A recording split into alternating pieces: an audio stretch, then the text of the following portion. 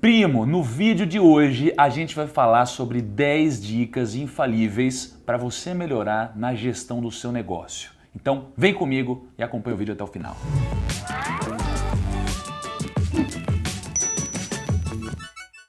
Primos, antes de mais nada, não deixa de curtir esse vídeo porque ele foi feito com muito carinho e com muita experiência pessoal. Então clica no botão gostei para esse vídeo chegar ao maior número de pessoas.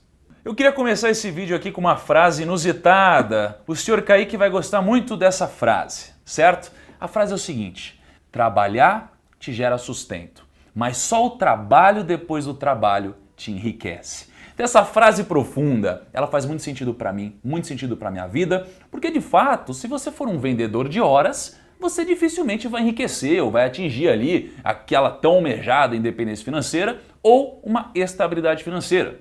Só que o trabalho depois do trabalho tem muito a ver com o empreendedorismo. E quando a gente fala do empreendedorismo, o empreendedorismo está muito ligado ao trabalho fora de hora, aquele trabalho que não tem a ver com horário comercial apenas. É o trabalho do cara que rala, que trabalha no final de semana, feriado e faz as coisas acontecer. Mas qual que é o grande problema? Kaique, qual que é o grande problema que o empreendedor tem, Kaique?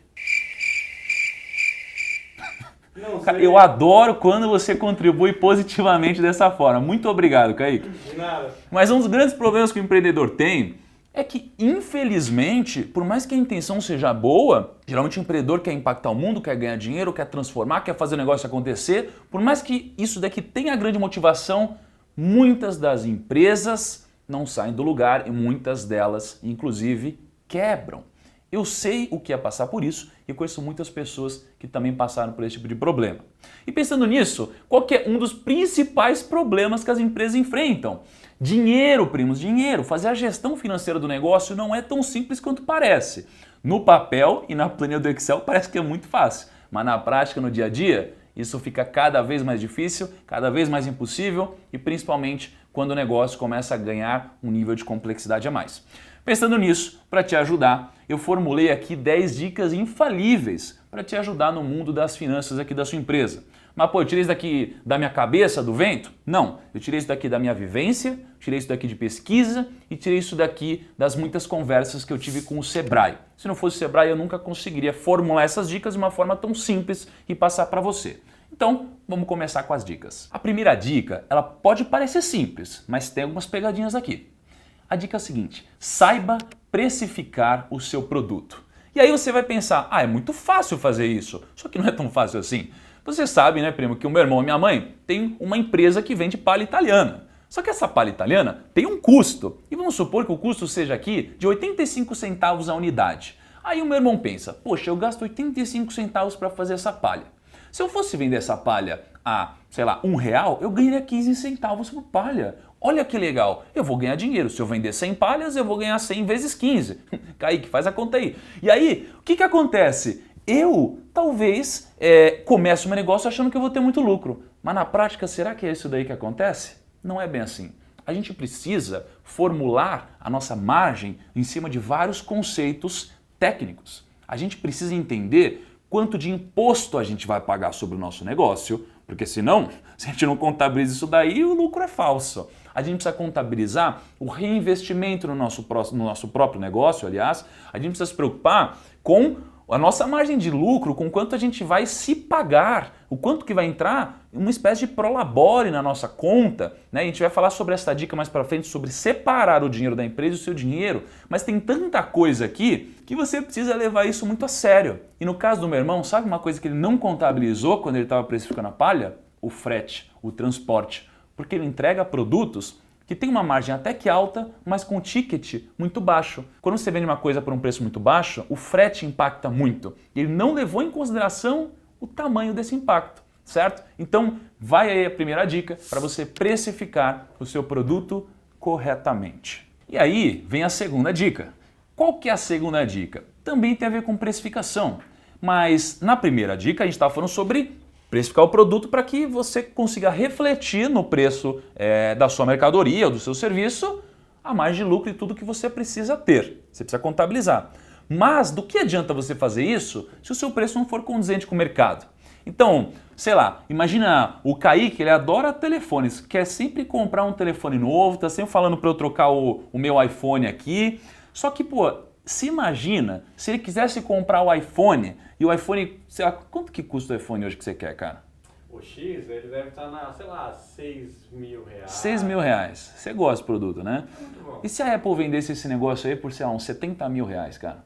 Porque ela calculou que ela precisa disso para ter lucro, para pagar imposto e tudo mais. Você compraria? Então assim, do que adianta você precificar o seu produto se esse preço não é competitivo com o mercado? Então, quando você vai chegar ao consenso de por quanto você vai vender o seu serviço, o seu produto, você precisa juntar o quanto você precisa vender pelo preço de mercado, por como os seus concorrentes estão fazendo esse tipo de venda, enfim, como eles estão gerando a receita deles. Então, você tem que sempre fazer o que é uma pesquisa de mercado, mas não é aquela mega pesquisa. Teve uma época que eu trabalhei na Hershey's. Vocês sabem, né? Eu trabalhei na Hershey's 6 meses, uma empresa de chocolate, e em 6 meses eu engordei 16 quilos. Cara, olha isso. E desde então eu nunca consegui voltar à realidade que eu tinha. Só que uma coisa eu aprendi na Hershey's. A Hershey's, ela era uma joint venture com a Balduco aqui. E aí, o Carlo Balduco, né, era velhinho e tal, uma coisa que ele me ensinou é que ele, com o dinheiro que ele tinha, com todo o conhecimento que ele tinha e acesso, ele vivia todos os dias indo em vários pontos de venda no mercado para ver o preço que os concorrentes estavam colocando lá na gôndola. E isso fazia ele sentir o mercado, fazia entender se o consumidor estava engajando com isso e, por incrível que parível, era parte integrante da decisão que ele tomava posteriormente sobre por quanto ele ia vender o produto, até gerava muitas ideias novas. Então, toma essa dica, ela é muito importante. Não adianta vender pelo preço que você quer. Existe um meio termo entre o preço que você quer, deve e o preço de mercado. E aí a gente vem para a terceira dica, que é planejar suas receitas e suas despesas para que o seu negócio tenha continuidade. Eu conheço uma pessoa, que eu não vou citar nomes aqui, certo? Que gasta tudo que ganha. Você conhece alguém assim, Kaique? Não. Não conhece? Não. Ah, tá. Não, então tudo bem. Mas caso você conhecesse, né, Kaique, você acha que seria um bom negócio gastar tudo que ganha? Por experiência própria, não. Ah, entendi, legal. Então assim, o que a gente aprende? A gente aprende que quando a gente está começando um negócio, a gente quer tudo muito imediato, então a gente nem pensa no futuro, a gente acha que tudo é curto prazo. Mas o que a gente esquece é que o futuro vai chegar. O futuro vai chegar e se a gente não se planejar para ele, o que vai acontecer? Vai acontecer alguma coisa errada, alguma coisa que não é positiva, vai dar algum problema. Então a gente precisa planejar o futuro da nossa empresa para que ela tenha uma continuidade. Até porque se a empresa não tiver uma continuidade, uma projeção, você nunca vai conseguir falar do seu negócio para outras pessoas. Como você acha que os negócios são vendidos? Bom, você vai apresentar uma projeção dos negócios. Se você não tiver isso, você não vai conseguir mensurar e quem não mensura, não melhora. E temos a quarta dica, definir metas de receita superiores ao seu gasto. Nossa, parece tão simples, né? Tão banal essa dica, mas aí eu te pergunto, você faz isso no seu negócio?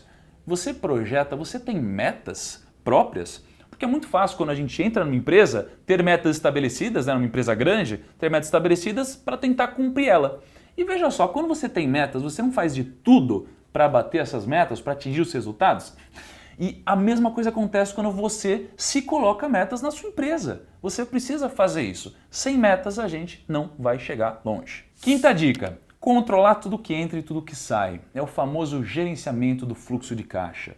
Só que aí você ouve esse nome complexo que te distancia do vídeo, não sai do vídeo, tá? E você se assusta porque a gente acha que, meu Deus, eu estou montando um negócio, eu preciso ser profissional em fluxo de caixa, na faculdade, enfim, eu nunca consegui entender esses conceitos. Preciso ser um profissional? Não, você não precisa ser um profissional, mas você precisa entender um mínimo sobre o assunto. Porque ninguém vai dar tanto valor para o fluxo de caixa do seu negócio como você mesmo, ok? Principalmente se você for um micro e pequeno empreendedor. Você precisa valorizar muito isso. Só que, obviamente, por que você não precisa ser um profissional nisso? Porque, veja, você precisa ter um grau de habilidades multidisciplinar. Então você precisa entender médio de tudo. Você está gerenciando um negócio. Tá? Você não precisa ser específico em uma única coisa, então você precisa entender sobre tudo. Agora, como que você vai aprender sobre fluxo de caixa? Bom, primeiro é assistindo aqui o canal do Primo. E uma das outras alternativas é você acessar o site do Sebrae. Porque, pô, como eu te disse, sem as informações dele eu não conseguiria montar essas dicas e no site Sebrae, que sempre apoia o micro e pequeno empreendedor, você vai ter muito mais informação sobre isso. Então, você precisa sempre ficar esperto em quem apoia o que você está fazendo, tá bom? Então, eu vou até deixar o site aqui na descrição, tá? Pode fazer muito sentido para você. E a sexta dica é sobre estoque. Kaique, imagina o seguinte, minha mãe e meu irmão vendem palhas italianas, certo? Só que eles não têm uma mega empresa, eles são pequenininhos ali, estão começando e eles fazem tudo em casa, tá? Se você entrar lá em casa, você acha que vai ter cheiro do quê, cara? Palha italiana. Palha italiana, exatamente. E para fazer isso eles precisam de matéria-prima. Só que quando você entra lá em casa, você não vai ver um estoque gigantesco, você não tem um galpão de estoque, você tem um super armário.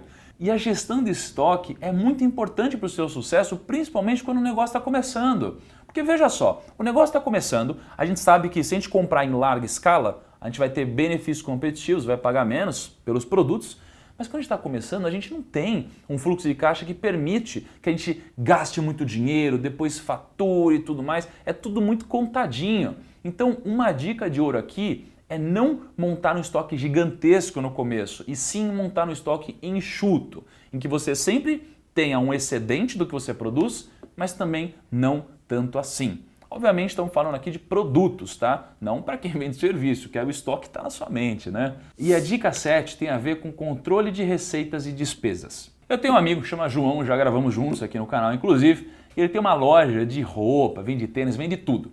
Só que muitas vezes ele não vende para o consumidor final, ele vende para uma outra loja de roupa, tá? Então imagina, ele vai, gasta um dinheiro para poder ter um estoque de produtos dele. Então ele já pagou, ok? O fluxo de caixa dele está negativo aqui. E aí ele vende para uma loja. E muitas vezes essa loja só paga ele depois de vender para o cliente, que às vezes só vai vender daqui a 30, 60, 90 dias. Então você entende que existe um descasamento gigante entre quando o dinheiro sai e quando o dinheiro entra? Isso daqui gera problema pra caramba. Principalmente porque você vai começar a chegar nos estabelecimentos e o pessoal gosta de pagar em 30 dias, 60 dias, 90. Então o que era um diferencial, né, você dá esse prazo para o cliente, começa a virar quase como obrigação, porque todos os seus concorrentes também fazem isso. E aí você se vê numa encruzilhada. Então o que você precisa tomar cuidado aqui é para não ter um descasamento gigantesco no seu fluxo. Pode parecer difícil, e realmente é difícil, eu já vivi isso na pele, mas se você conseguir casar o seu fluxo de caixa na maioria das vezes, você vai minimizar o seu problema. A oitava dica é uma dica que me afligiu por muito tempo, fez a minha família quebrar por muitos anos e fez muitas pessoas que eu conheço se darem muito mal. E qual que é essa dica? É não misturar o dinheiro da empresa com o dinheiro da sua pessoa física. Pelo amor de Deus, não cometa esse erro. Esse erro é muito simples de a gente entender, que faz sentido de fora, mas quando entra no dia a dia, a gente começa a misturar as contas. Isso é um grande problema. Porque o que acontece? A gente trabalha numa empresa e tem um salário de R$2.000, então a gente se prepara para viver uma vida de R$2.000.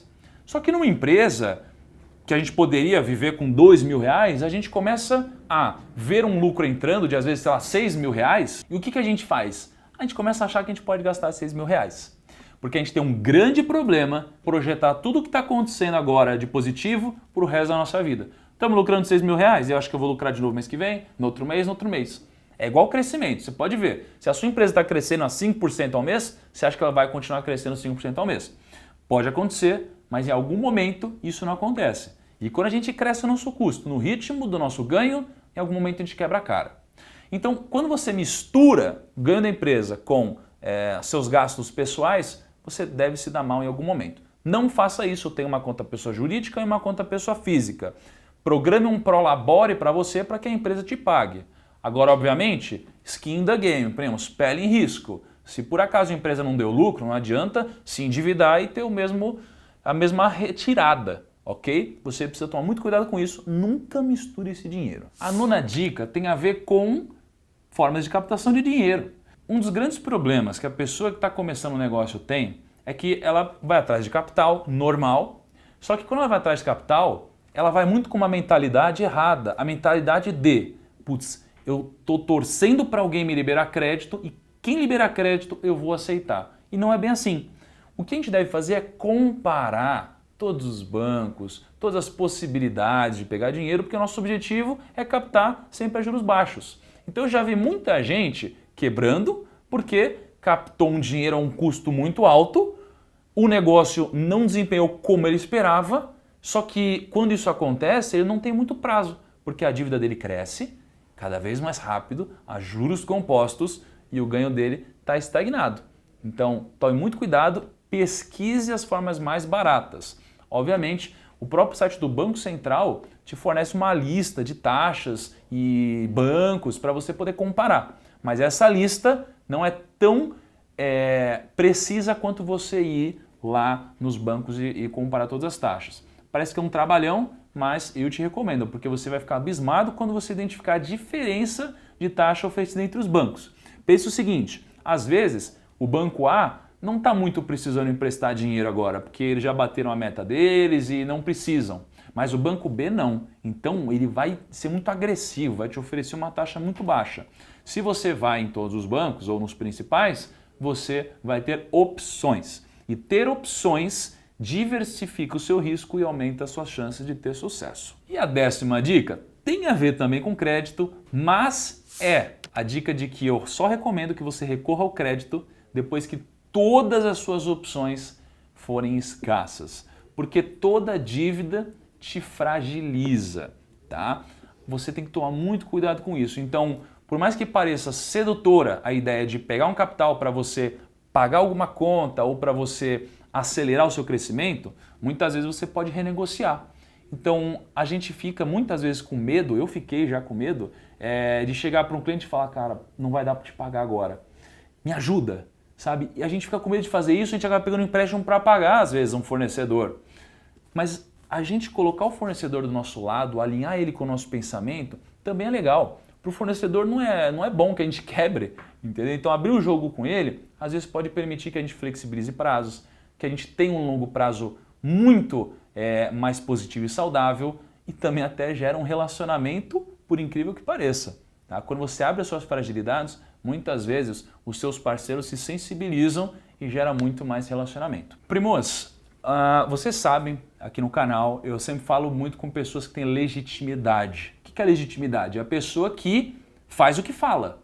Né? Então a gente tem um quadro aqui do Rumo ao Milhão em que eu falo, mas eu invisto. Então eu não fico só falando aqui ao Léo. E tem muita gente que faz isso na internet, no mundo real, em todos os lugares. Tá? Então o que eu te recomendo? Eu recomendo que você não pare por aqui, você continue o estudo, principalmente se você for um micro e pequeno empreendedor, porque o estudo é muito importante. Agora, vai aprender com quem?